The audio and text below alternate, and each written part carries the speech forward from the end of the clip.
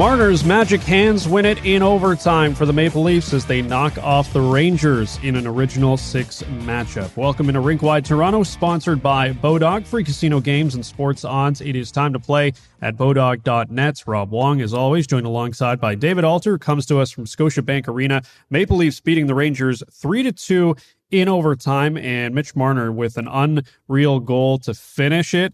We, of course, have seen this numerous times now, Dave, in OT with David Kampf, Timothy Liljegren, and I guess of late it has been, Mitch Marner getting that start in OT. And for whatever reason, the Rangers didn't seem to understand what to do as Mika Zibanejad's, controller, maybe his batteries died. He just stopped moving. Artemi Panarin let Mitch Marner go by the wayside, and just an incredible move to tuck it past Igor Shesterkin. But for the first time, I would say in a long time, really not much drama for the Maple Leafs in OT, like a dramatic finish, but, not really much concern. There was no, chances on net. It was just Marner getting the puck, entering the zone and putting it in the net all by himself. Usually when the Leafs have had a game end in overtime in the opening minute, it's gone the other way against them. And this time, it only took 19 seconds for Mitch Marner to score his 18th of the season and put Toronto on top for what was essentially, I believe, the second time in the game. That's right, because Pontus Holmberg actually opened the scoring at 2:27. But it was interesting. We have some theories on that, and we'll hear from Sheldon Keefe a little bit later on about what he might have thought about it. But you mentioned Zibanejad and the guys just kind of stopping. What we thought happened at that moment was, it's peculiar when you have David Kampf on to start the overtimes, which the Leafs have been doing in the last couple of sessions, though. So in the last overtime game, if they were scouting it, you would notice that the moment the Leafs gained possession, that's when they would do the swap almost immediately, Kampf for Matthews. And so what happened was that didn't happen right away. And then they go into the Rangers zone, and only then, while Marner has the puck, do they make that switch. And if you look at the Rangers, I think they're just probably thinking, eyes in the back of their head. All three of them are kind of not sure which one should go back and worry about Matthews just about stepping onto the ice and being a threat. I equate it to the wrestling ring when there's a beatdown in the middle of the ring happening on one end, and all of a sudden Matthews' music hits coming from the bench, and they all just kind of look to the ramp and are like, what do we do about this? And meanwhile, Marner in the ring takes advantage of the distraction and puts the puck in the net. So wow. That was just kind of how I think it worked, because if you look at the body language of all three guys, it just kind of looked like, oh, Matthews is coming late. Something must be happening with him. And then all three guys were like, well, we got to watch out for this. But at the same time, they left Matthews alone, and he came in with the roll-up finish for the victory. Yeah, and I haven't seen any quotes coming out of the Rangers room, so I wonder if, they asked them about the overtime there. But I think it's, kind of what you said, that they're preparing, if we lose the draw in overtime to David Kampf, because we know he's most likely going to start the OT, they're going to get a line change at some point, and, they are very conscious about it. And, Mitch Marner being a pass-first guy with Austin Matthews rushing off the bench, coming into the offensive zone, maybe it is those guys thinking, okay, maybe he's going to drop it back. But, good on Mitch Marner just taking it straight to the net and kind of crossing up everyone on the Rangers to get that OT winner. But, that kind of weirdly is an advantage for the Maple Leafs, that it kind of adds a little bit of, I don't know if it's mystery or just intrigue, but it kind of crosses teams up because they know there's going to be a line change, and they're just going to have to anticipate when that guy's going to step on the ice. It's usually going to be Austin Matthews, but it's someone they have to account for. Let's hear from Maple Leafs head coach Sheldon Keefe, who was asked about how the Rangers could have been thrown off with that early line change. Yeah, I'm not quite sure what was going through their mindset. They might have been. We had just made a change with Austin and David Kampf coming off. Austin's coming on. With that created a little bit of confusion, but he was able to attack the forward, and a lot of times something can break free there. Forwards, more frequently make those mistakes, and great goal or take it right across the crease and make it on it. It was a good process, by the guys to set that all up, and then Mitch did the rest. It's funny because there's still always a feeling of dread when the Maple Leafs get to overtime because we've seen how many instances it has ended Montreal poorly for them. The Montreal game, that's another good example where, they did have some opportunities, but it did not go their way. So you're always kind of expecting the worst and hoping for the best. And this one, like I mentioned, not too much have to worry about because it ended so quickly for the Maple Leafs in OT. But, Mitch Marner, I thought moments tonight, he wasn't at his best. That second Filipino goal had a bunch of turnovers in his own end. He obviously was not too happy about that, but, rebounds and gets the OT winner to win the game. You could tell he was very, very pumped up. But meanwhile, of course, mental health being front and center on this day in Canada specifically, Marner wanted to pass along a message post-game to anyone out there that may be going through something right now. I just want to say, obviously mental health is a big thing in this world nowadays, in sports, without sports, everything going on. So even though it's mental health day to day, never be afraid to reach out, call someone, ask people how they're doing. And, we're all there for one another and we want this world to be a better place. So don't be afraid to reach out to anyone whenever in need. And you got a lot of people around you that love you and want to talk to you and make sure you're okay. So never be afraid to reach out. Mitch, how's your appreciation of mental health kind of evolved? Yeah, I mean, a lot. Honestly, just from playing here for so long, just, through the ups and downs and the grind. And then, obviously that incident that happened this past summer just really weighs on you mentally if you don't talk about it and don't really express yourself. And, it's sometimes incidents happen that you need to express yourself and talk to people about. And I think that's something that I've really done a great job of in these last couple of years, is not being afraid to reach out and talk about it and, try and get a better understanding or just try to understand myself better. And I think if you have a strong mentality mind, then you're pretty hard to break out there on the ice, especially. Do you still think about that incident? Does it still affect you at all? I think it definitely does. Throughout late nights or just, kind of, I guess, just weird atmospheres, weird vibes you get sometimes.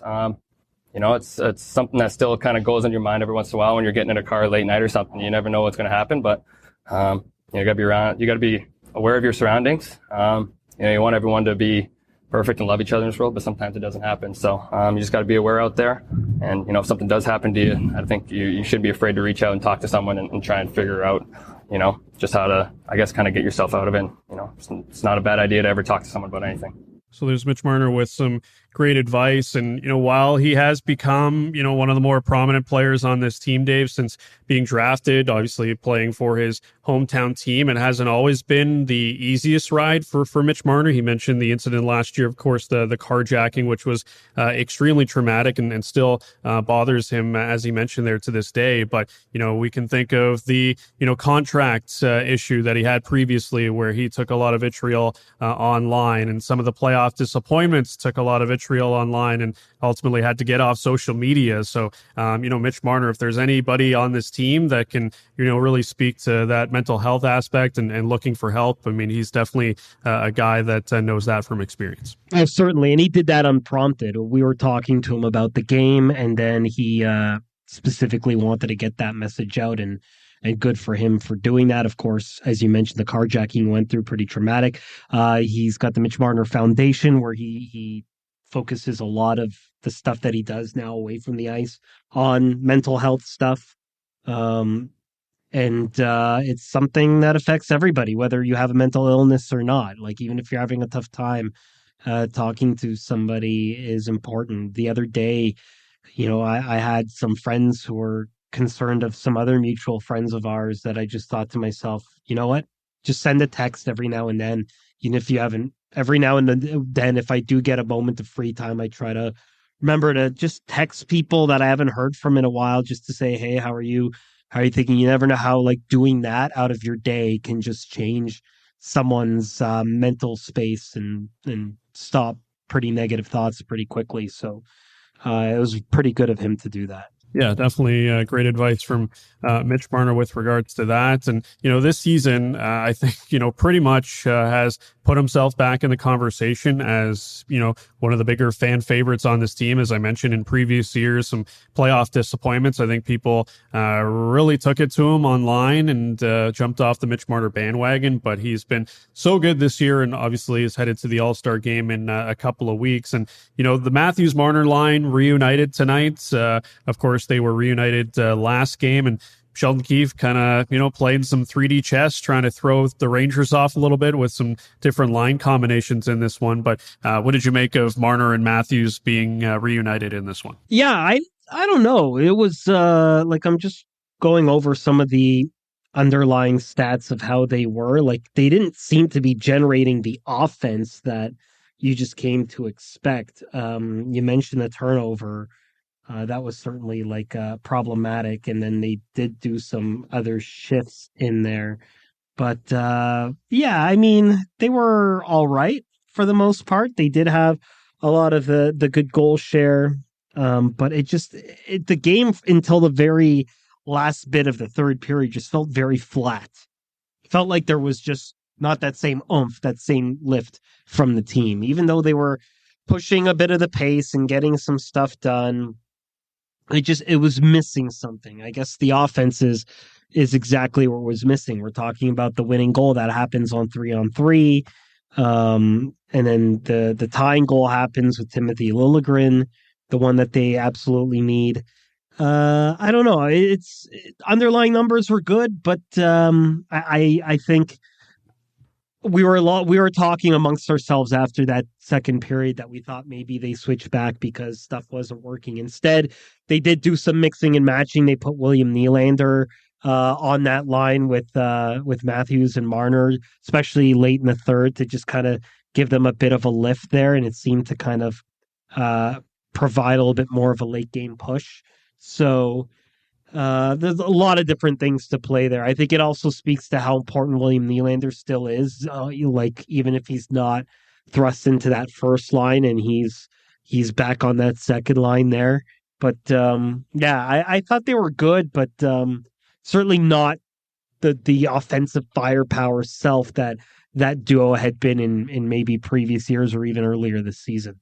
Yeah, and I think the Rangers did a pretty good job with that trio. They had a few opportunities here and there, no doubt, because they're still always going to get theirs. But I thought the Rangers were pretty physical with guys like Matthews and Marner tonight. And you mentioned William Nylander, who gets his 400th career point tonight, assisting on Timothy Liljegren's game-tying goal. And I think the one thing that really stands out for me this year with Nylander is, ever since, Sheldon Keefe made that initial change, putting Nylander up to Matthews and putting Marner with Tavares, and now that they switched back, I don't think it's been a case where Nylander's game has fallen off. Like, I thought he was really strong again tonight, especially in the latter half of that game, and getting the assist on that game-tying goal, I think, is a good example of that. But I think you're just in a spot right now where it's not going to be great every single night for this top six, but more often than not, they're going to figure it out. And like you said, it was that, final second half of that game, maybe the last 10 minutes of the third period, where the Leafs really started to turn it on. And it was like,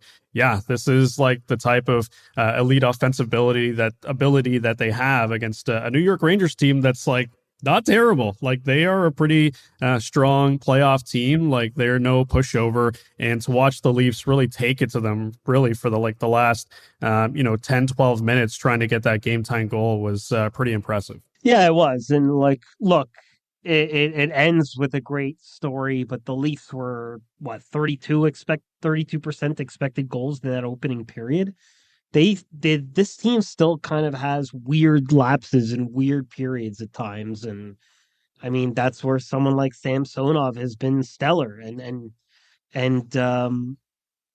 it's helping cover up some of these things that you can't really complain too much with the results that they're getting, even though some stretches of play seem kind of uninspired. But I guess if this team's new mentality is defense and being in the right positions and doing all that stuff great, then it's going to look a little less interesting, because defensive hockey isn't necessarily the most exciting.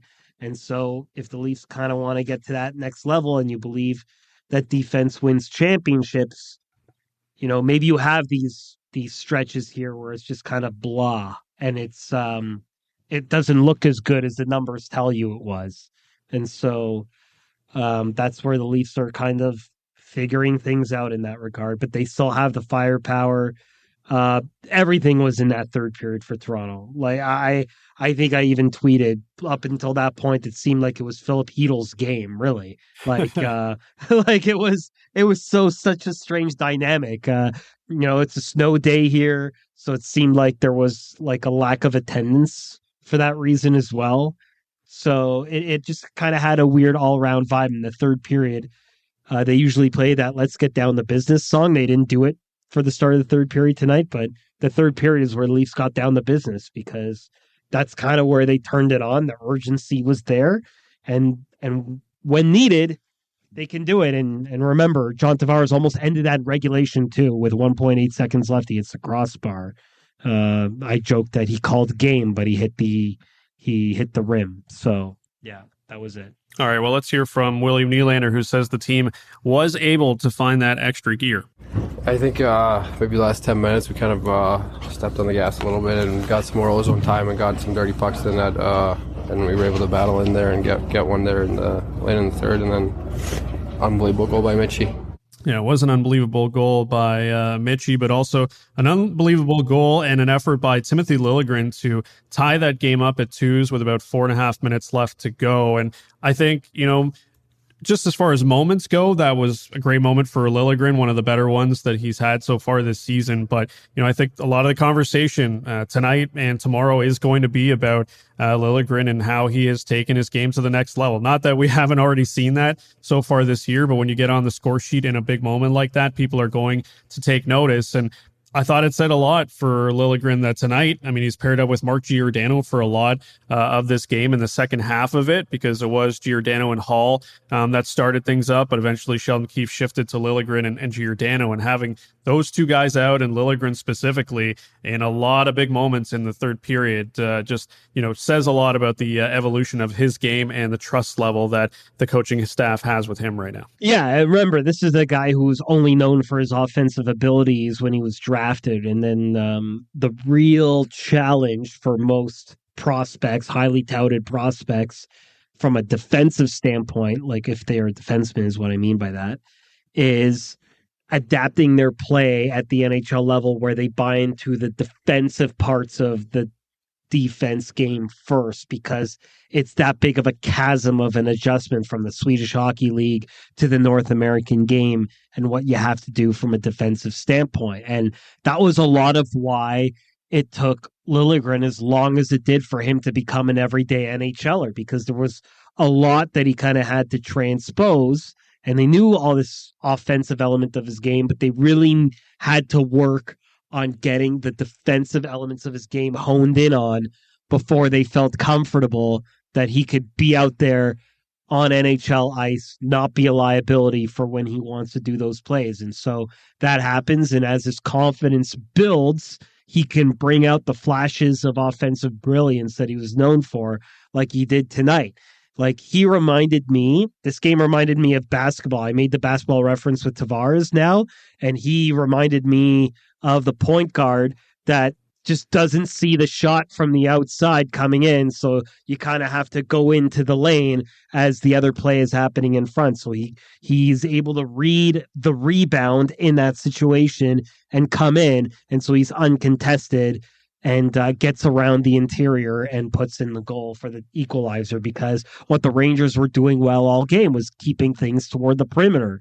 And the Leafs are just kind of trying to go side to side and stretch out the perimeter, where sometimes you just need to set the pick obviously being illegal in the NHL, but you do the NHL version of that and just get into the lane, get into the middle, and force yourself to put that puck in. Mitch Marner did it at the very end with the way he scored. And Timothy Liljegren did it the way a point guard would, which is, help lead out the play, but then as the ball's being distributed, get back into that position, go down low, and get the goal in. So, a lot of basketball references I never thought I would make in one episode of this podcast. But yeah, I think Liljegren has been able to show his offensive brilliance because he knows he can go in there. He also knows that at that point it's so late in the game that if there is a higher degree of a mistake to be had, it doesn't matter. They're playing behind. He's got to play to the situation. So it's just good wherewithal from him all around. Yeah, definitely a great spot for him to attack down low and get to that rebound. He said post-game that he has been picking his spots on offense to attack. Yeah, I think I feel a little bit more comfortable doing, going down and stuff like that now, and especially that time in the game where we're down 1 goal and needed a goal, so try to get some more offense in, that period of time.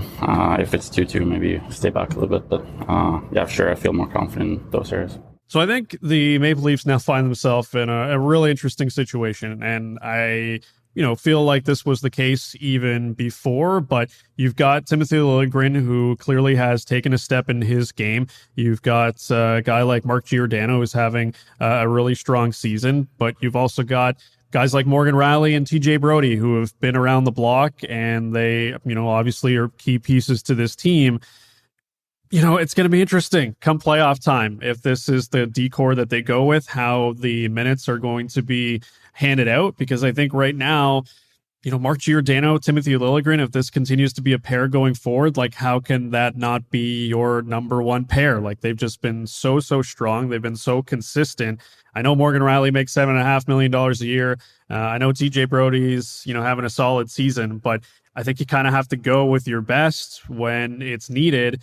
And for me right now, as it stands, I mean, Giordano and Liljegren are the two stalwarts of this decor right now. And I don't know how you go into a playoff series against Tampa Bay or whomever, wanting to play those guys the second most minutes or the third most minutes as a D pair. Like, I just think these are your shutdown guys right now. Yeah, so the only thing I'll say to that is in Timothy Liljegren's case, as good as he was, even with Mark Giordano last year, now granted, he's a year older, he's a year wiser and all those things, but when it came time to the playoffs, he only played 2 games. And sometimes the weight of it all, the intensity of it all can get to you. Not saying that would happen with Liljegren, but he's got to show, even if he gets that assignment to start, that he can hang with it and stick with it for every game and be very consistent in that regard.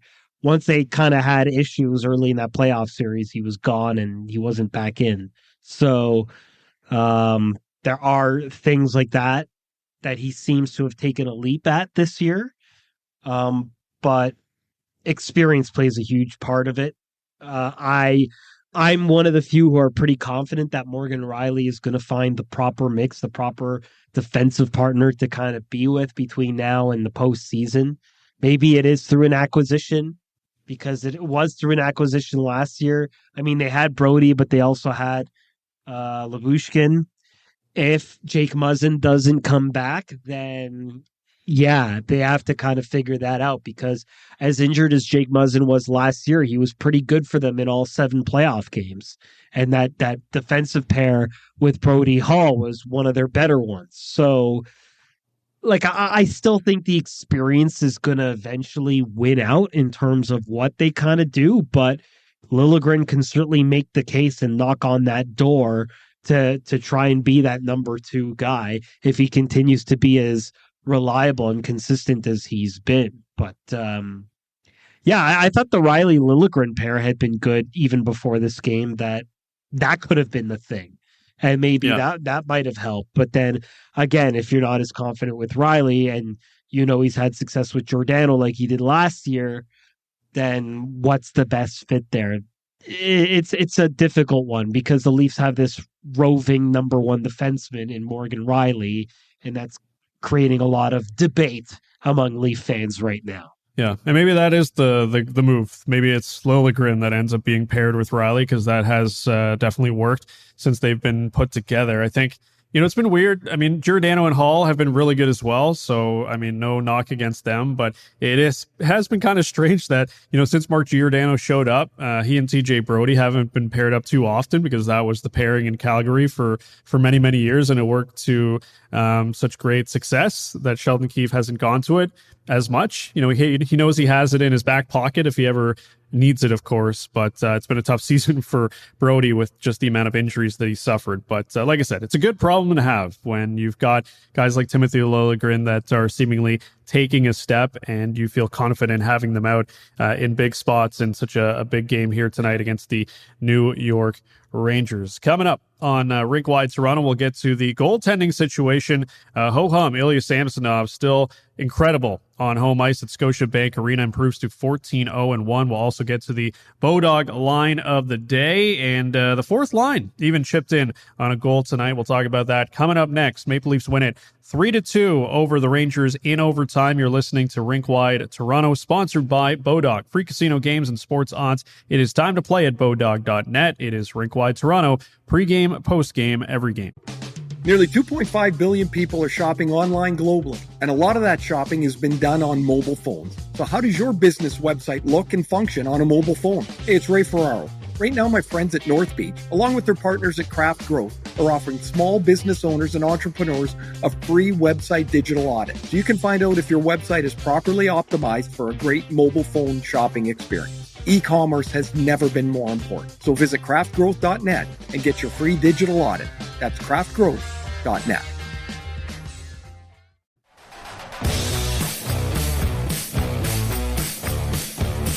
You're listening to Rink Wide Toronto, sponsored by Bodog, the place to play free casino games and get the latest sports odds. Rob Wong and David Alter with you. David joining us from Scotiabank Arena.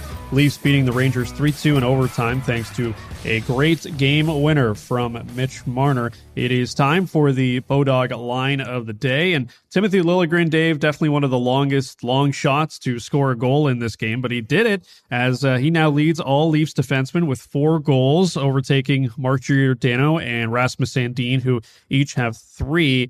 I know there's been some conversation this year about, are the Leafs getting enough offense from their, back end? Morgan Rielly historically is someone that has scored some goals and put up points. His injury played a big factor, of course, and he's just reacclimating himself back on power play 1. But is that something that even crossed your mind? We think of the Brian McCabe days where someone's blasting it from the point. That just doesn't happen these days. I look at Erik Karlsson leading the league right now with 15 goals. I think 11 of them came in the first 2 months of the season. So, he's gone a little bit dry here.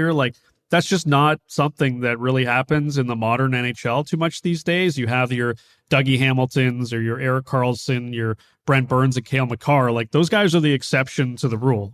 Pretty much everyone else as a defender is not really scoring goals. So when I hear people say, are the Leafs, getting enough goals from their defensemen? That's not where you want to be getting goals from, really. You do not want all your shots coming from the points, because those are the least dangerous shots that you can take in the NHL. It's not Toronto's style of game. That's the number one thing. Yeah, defensemen kind of pinch in and go in, like you saw with Timothy Liljegren, but they only do that situationally. He's not, by his own self-admission, if it's tied, they're not doing that, right?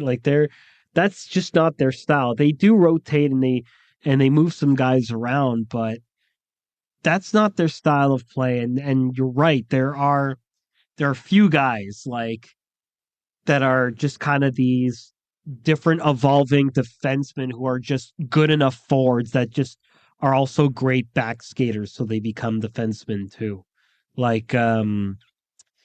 Adam Fox, Cale Makar, like you mentioned. Roman Josi is another great example of that. Yeah, Roman Josi. As guys who are just 200 foot, could be a dominant forward in this league, but because they have the skill set to kind of go back, that's what they are.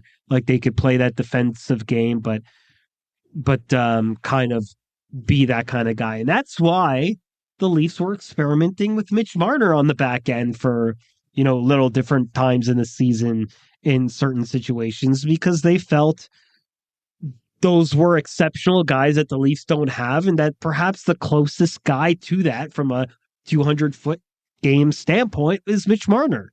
So that's why they tried that. But it's you're right. It's funny. We can point to where they need all the support, where they don't need the support. For all that other stuff, I've always maintained if the Leafs had consistent goaltending that can bail you out of tough situations like they've had in the early 2000s, no one's talking about this stuff. No one's talking about this stuff. And so, I don't think it's much of an issue. I'm sure Timothy Liljegren does help in that goal total today, but I don't think it's much of a thing, really. Yeah, it's nice when guys can chip in, like no doubt about it, but it should not be your primary source of offense. That is not how you want things to be done. And the Leafs really, don't have a ton of those guys. Like I said, Morgan Rielly is really the sort of offensive type of a defenseman that the Leafs have. Everybody else is more of a two-way guy that can chip in here and there occasionally, but is more, towards the defensive side of things. So Timothy Liljegren, keep doing what you're doing. If you get the occasional goal, that's great, but you should not be looking for your offense more often than not. Speaking of the back end, the last line of defense, strong again. Ilya Samsonov, 27 saves, improves to 14-0-1 at home by all expectations. It looks like Matt Murray will get the start on Friday against the Ottawa Senators. That's not confirmed, but you would think that would be the case. Samsonov saying after this one, it was nice to match up against a fellow Russian netminder in Igor Shesterkin. Yeah, it's a nice game. Great battle with him. This a little bit bigger game for me than normal, against Sorokin, against Shesterkin, against Halibek too, this is a really good goalies. I'm happy. We won hard game. Mitch, he's got an excellent job on overtime. So nice.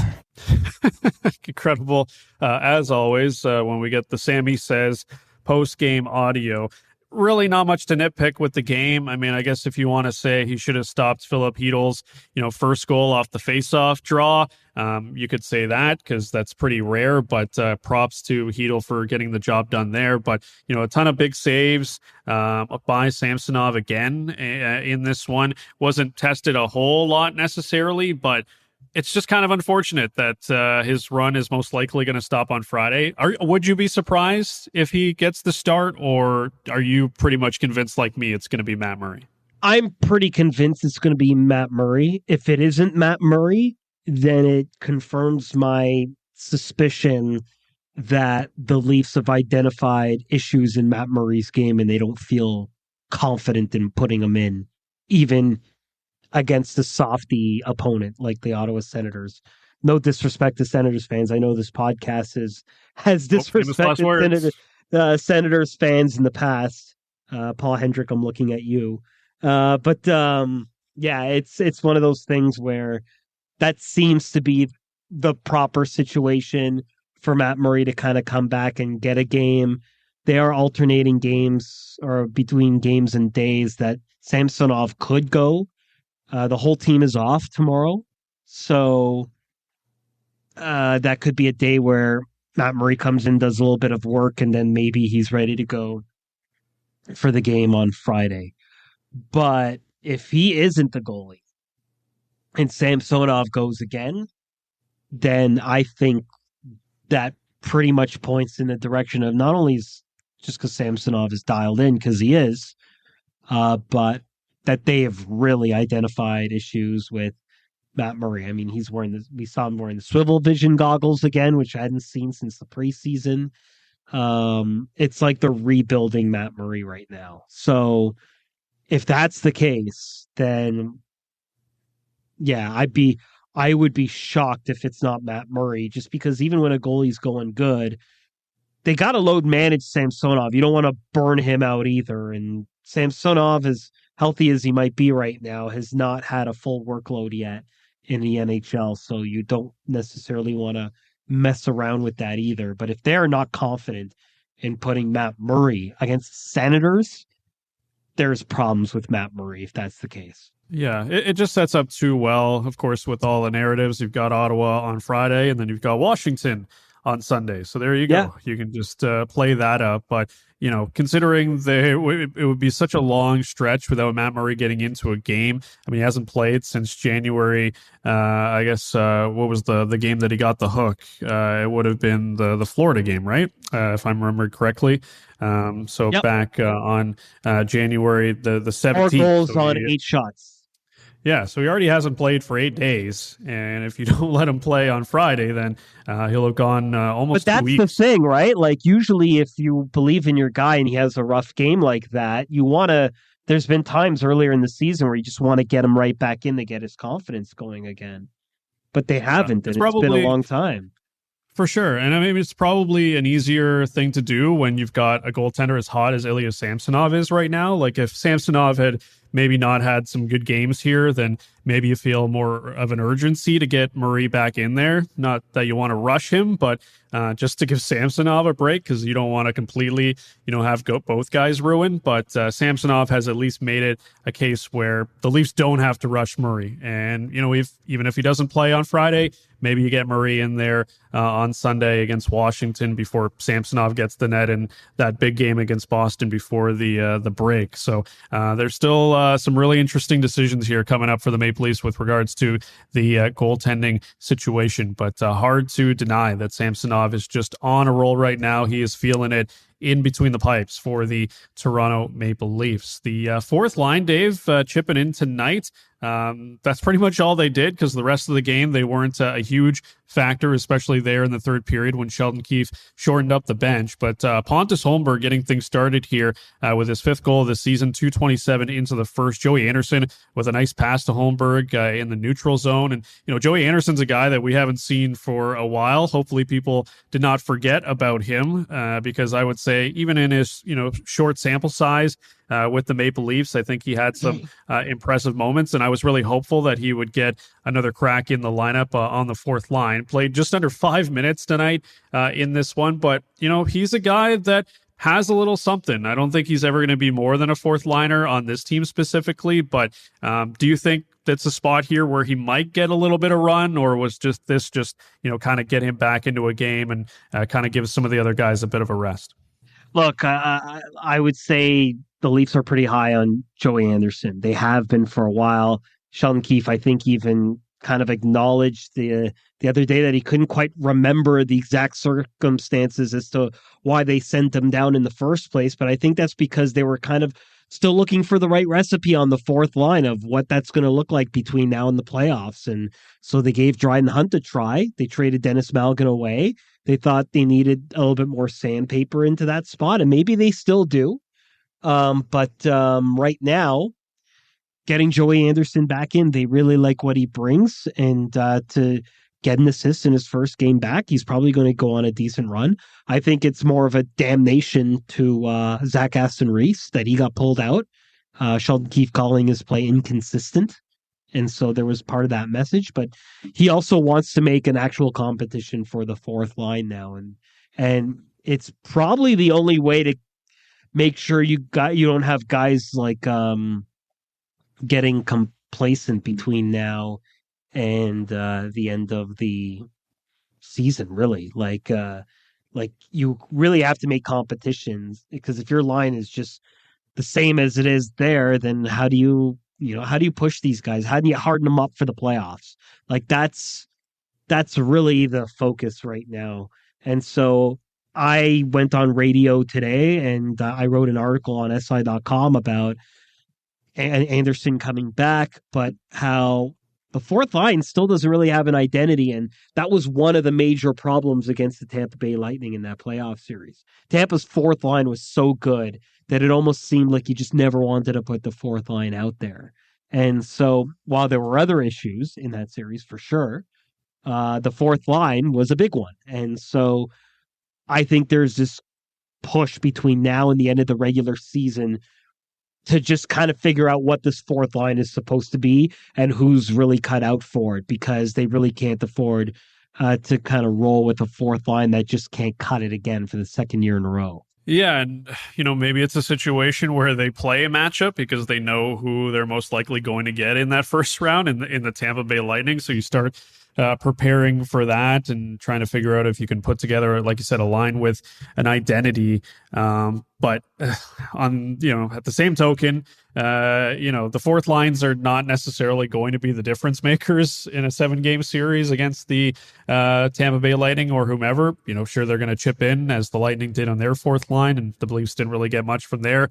bottom six, but I think it's still a scenario where, you want to make sure that you're getting all the advantages and getting all the inches that you possibly can to get a leg up on the opposition. And, Joey Anderson just going to be one of those guys in the mix. On the flip side, the third line, for once, was not very good, Dave. They were just pummeled at one point. I think through 40 minutes, they were 3.8% expected goals for percentage, which was absolutely horrific. And really the first time we've seen, it's a small sample size, but the first time we've seen the trio of Engvall, Kampf, and McMahon really struggle. That Hedl line took it to them. They were all over the ice in the Leafs offensive zone. But, do you think we might see Sheldon Keefe switch it back up, or is he going to look at this as a blip on the radar and give them another opportunity on Friday against Ottawa? Well, I think they're going to identify which one of those three guys should be the one that kind of goes out. Maybe you see Zach Aston-Reese come in for Bobby McMahon in that situation, because when a line struggles and you're the new guy, you don't want to kill his confidence or anything, but that's usually the first change you make in that regard. And as good as Bobby McMahon has played on that third line, he was back down to the fourth line for a game before being moved back up there. And Sheldon Keefe said his main reason for putting McMahon back up there, and I thought to myself, because I actually was the one who followed up with this question, I asked how much of it is Bobby McMahon and how well he's played allows you to move Kerfoot down to have the right-handed shot in Josh Anderson on that fourth line, because the other thing with that fourth line is they didn't have a natural right-handed shot playing in any of those wings. So he said, that's mostly due to experience, because he didn't want to have all rookies on one line, which makes sense. So they moved them in there. But in Bobby McMahon going up, if there is a bit of a struggle there, they might have to make a change. But they'll go over the tape and see which one of those three was the issue. I can't see David Kampf being moved from his spot. And Pierre Engvall's been one of the more consistent guys. So that would leave Bobby McMahon as the odd man out. And if you really want to create competition for the bottom six, maybe Aston-Reese comes back in. And then, you know what? I'll call it right now. Let's say Aston-Reese goes back on the fourth line with Holmberg and Anderson. So Aston-Reese on the left wing. Bobby McMahon comes out and Kerfoot gets moved back to that third line. That's my final answer. All right, cut that clip, Aaron. We need to make sure we get David on the record for his prediction come Friday. But my prediction will be he'll stick with it. I think he'll look at it and be like, yeah, it wasn't great, but they've shown enough, and I'd like to give them another opportunity against the horrible Ottawa Senators. It's just fun when definitely you think is when you're trying to do long division in your head out loud to figure out what the Leafs lineup is going to look like on Friday night. I try not to do it too much. I just end up banging my head against the wall. The only reason I do it, great. The only reason I do it is because when I'm trying to put out lines, I have my notes app up and I'm trying to just pseudo anticipate the changes as I see. So I don't, because when you're actually looking at lines from scratch, line rushes, it can be really daunting if you don't have a frame of reference, because especially if it's guys you've never known. Like, I don't know how someone does it for the first time for all these like international tournaments when they just don't know the names and faces of people and they don't have the names on their jerseys. You're just kind of like, it's like you feel like you're in one of those game shows with the dollar bills that are flying up in the vacuum and you're trying to catch them all, and like you just can't focus on any particular one because there's just so much moving around happening, and you just don't know names and faces. So a lot of it becomes an anticipation game. Well, I feel like if you had to jump into covering another team right now, you'd probably feel the same. If Sure. you're covering a team like the Arizona Coyotes or something, you would say, I have no idea who 60% of these guys are, because I do not follow that team. But luckily, you follow the Leafs enough that you even know the depth chart guys, so you can really get a sense of who is who just by looking at them, even if you're 150 miles away up in the press box. Which I had to do during the pandemic, or the early part of the pandemic, when we weren't even allowed anywhere close, and we're like up where we watch the games, where I'm sitting right now, watching a morning skate with no there was literally no number on their jerseys. So as we're doing the rushes, literally looking through binoculars and hoping I can see what I can see to get it right, because we couldn't even be at the glass. It was kind of chaotic. You learn a lot during that time. The binoculars guy, you gotta love it. You gotta give a shout out to your binoculars to let the people know what kind of tech you're using. Are you using fancy binoculars? Nikons, they were like $120. I bought them in Calgary actually during the 2021 Canadian season, because I was just initially I was using a camera's viewfinder to help me, but it was just not good or sharp enough. That I'm like, you know what? At least with binoculars, like, it keeps things in focus even when you're moving around. So I went with the old binocs, and it made things a lot easier. It feels like ages ago when we were covering the games with empty arenas back then. And weirdly, equipment you would never think. I was going to say, weirdly, equipment you would never think a sports reporter would need. But sometimes you do need the binoculars. Older reporters have used them like before, like at of course, at baseball I'm just games. saying, like, it's yeah. I'm just saying it's equipment that most people wouldn't think that you would have. Like, you've got a pen, you got a notepad, you got your computer, microphone for this podcast, but not binoculars. Like, I don't think that's something that most people would know. So just wait. Gives them just wait till I need my AR. Just wait till like 20 years from now when I need my AR helmet. Right. Well, you won't even be at the game. You'll just be able to sit on your couch, put on the AR glasses or the helmet, and you'll be right there at the press box. It'll never feel the same. That's why we do it. That's why we're here for all 82 games. There you go. Well said. The next post-game show will be on Friday night as the Maple Leafs will take on the Senators in the Battle of Ontario. We're expecting Matt Murray to be out there for revenge, trying to get things going against his old team. We shall see. Make sure to like, review, and subscribe to the pod wherever you get your favorite pods. You can follow us on Twitter at RinkWideTOR, at DAlter, and at RobWong34. And you can always get the podcast at RinkWideToronto.com. For David Alter and producer Aaron, I'm Rob Wong. You've been listening to Rink Wide Toronto, sponsored by Bodog, Canada's home for casino games and sports odds, where everyone goes to play. It has been Rink Wide Toronto, pregame, postgame, every game. Hey, it's Ray Ferraro and Darren Drager from the Ray and Drags Hockey Podcast. Drags, we're getting into your favorite part of the year. It's insider season. Yeah, the March 3rd trade deadline is in sight, and general managers' phones are ringing as front offices are trying to figure out what they're doing, buyers, sellers, and the storylines, Ray, and the trade rumors, they're blowing up now across the league. Yeah, we got it all covered, Drags, along with the top hockey guests, twice weekly, here on the Ray and Drags Hockey Podcast. Check us out everywhere you get your podcasts.